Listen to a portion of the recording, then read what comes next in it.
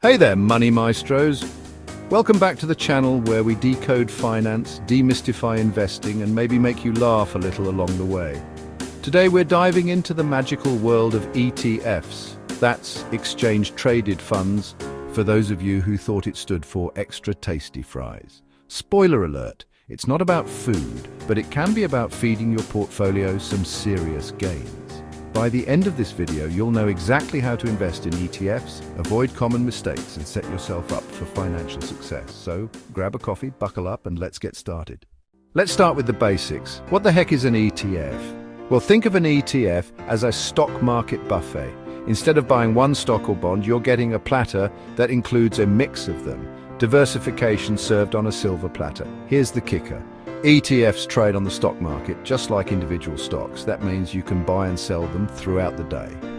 Pretty cool, right? For example, you want to invest in tech but don't want to pick individual companies. You can grab a tech-focused ETF and instantly own a piece of Apple, Microsoft, and even that startup you've never heard of. Or maybe you want to invest in the S&P 500. There's an ETF for that too, and it gives you exposure to all 500 companies without needing a calculator to manage it.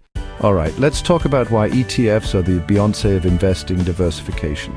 Instead of putting all your eggs in one basket, you've got a basket full of baskets. Fancy, huh? Low cost.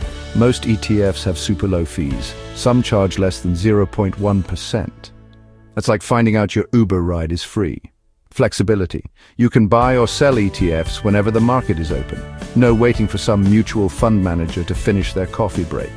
Tax efficiency. Without diving into the boring details, let's just say ETFs are generally kinder to your tax bill.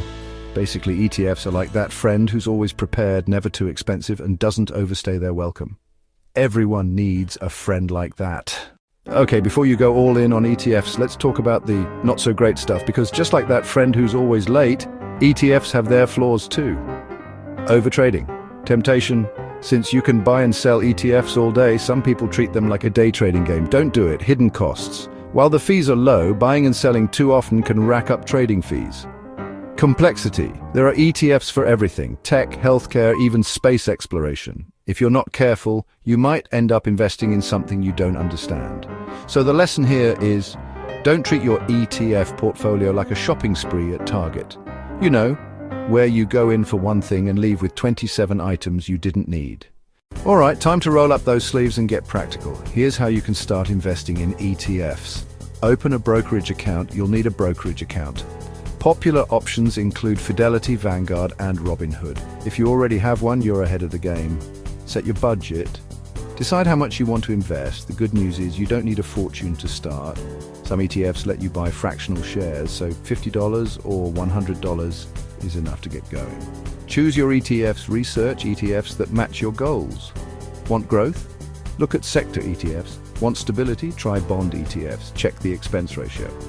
This is the fee the ETF charges annually. Lower is better. Aim for less than 0.5%. Buy your ETF.